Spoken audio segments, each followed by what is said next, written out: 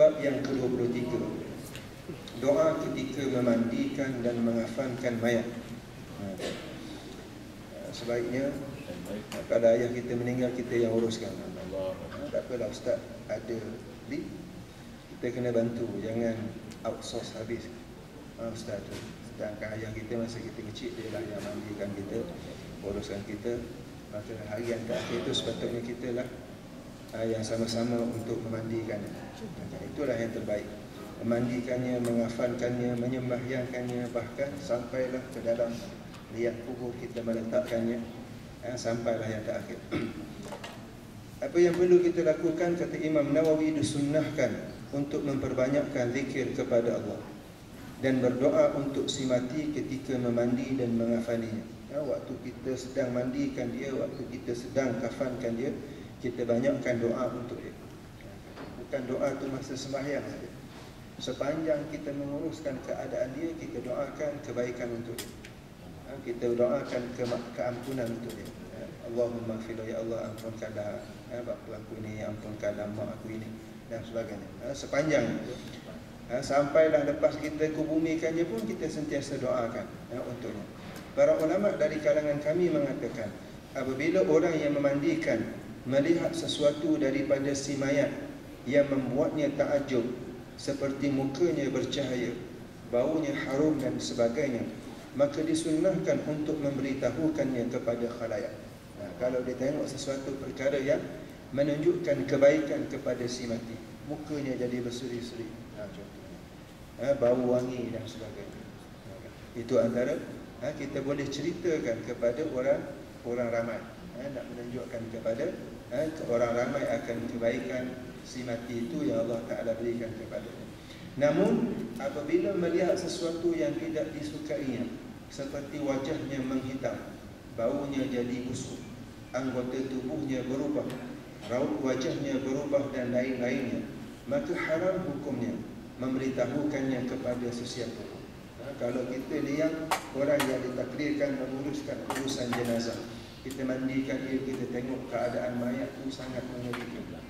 Ada boleh jadi ahli maksiat, orang kafir, maka kadang-kadang jika dia orang yang terlalu derhaka pada Allah, Allah Ta'ala tunjukkan dia di dunia, maknanya kemurkaan Allah Ta'ala padanya.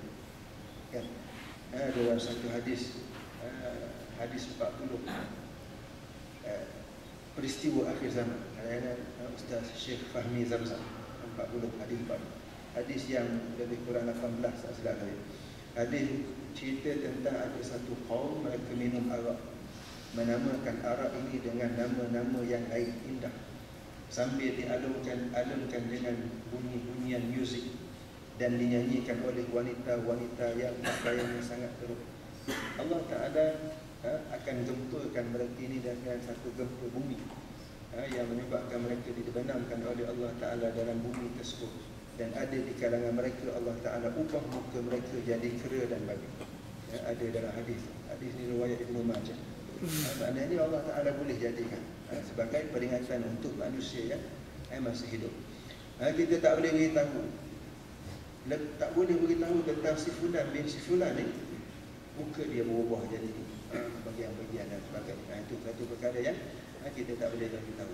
Dalil yang mereka gunakan adalah seperti berikut. Kami riwayatkan dalam Sunan Abu Dawud dan Sunan At-Tirmidzi daripada Ibnu Umar radhiyallahu ta'ala anhu bahawa Rasulullah sallallahu alaihi wasallam bersabda, "Udhkuru mahasina mautakum wa kuffu am masawi'ihim." Kata Nabi, engkau beritahu kepada manusia tentang kebaikan-kebaikan orang mati, sama ada sebelum ataupun semasa kita menguruskan dia. Kita cerita yang baik-baik. Wa kufu amma sawihim, dan simpanlah untuk kamu akan keburukan-keburukan yang kamu nampak. Maknanya jangan beritahu pada orang lain, sembunyikan keburukannya. Hadis ini didhaifkan oleh Imam Tirmidzi. Kami riwayatkan dalam kitab Sunan Al-Kubra karya Imam Baihaqi daripada Abu Rafi', pembantu kepada Rasulullah sallallahu alaihi wasallam, bahawa Rasulullah sallallahu alaihi wasallam bersabda, "Man ghassala mayyitan fakatama alaihi ghafarallahu lahu 40 marrah." barang sesiapa memandikan sesuatu mayat kemudian dia menutupi keaibannya, Allah Ta'ala mengampunkan kepadanya 40 kali. Diriwayatkan juga oleh Al-Hakim Abu Abdullah dalam kitab Mustadrak ala Sahihain dengan komentar hadis ini sahih dengan syarat periwayatan Imam Muslim.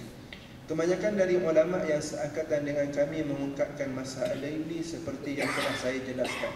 Abu Khay Al-Yamani penulis kitab Al-Bayan mengatakan, apabila si mayat ahli bid'ah, yakni orang-orang pelaku maksiat, pelaku dosa besar yang memperlihatkan bid'ahnya, dia memperlihatkan dosa besarnya kepada khalayak, dan orang yang memandikannya melihat sesuatu yang tidak dia sukai, maka berdasarkan qiyas dianjurkan baginya untuk memberitahukannya kepada khalayak agar mereka terhindar daripada bid'ah tersebut. Ada pendapat juga kalau orang ni ahli maksiat, terang-terang buat maksiat, orang tegur dia buat tak tahu, orang tegur dia marah, orang tegur dia buat maksiat terang-terang, mati dia, bila diuruskan jenazah dia tu dan nampak ada keburukan, dan maknanya kalau dia beritahu tu supaya orang jauhkan daripada perbuatan si mati itu, ada ulama mengatakan diharuskan. Tapi kalau tak ada faedah dalam menceritakan perkara tersebut, maka yang lebih aula, lebih utama kita menyembunyikan. Itu antara doa ketika kita menguruskan jenazah.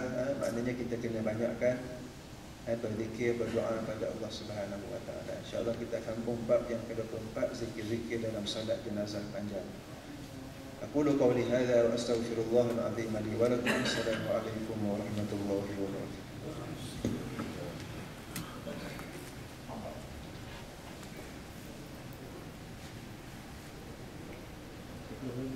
Apa projek tu? Tak nampak tu. Orang kaki nampak yang lain baik. Lain. Dah, alamak, I miss you. Silasi. Dah, aku dengar tadi masa kau mat tadi kan. Suara kau dah pecah lah. Dah pecah kan? Tahu. Dah kau lah. Dia sedut ke apa? Dah tak hilang dia. Dengan rambut biru. Jangan. Biru kau. Rambut tu tak ada.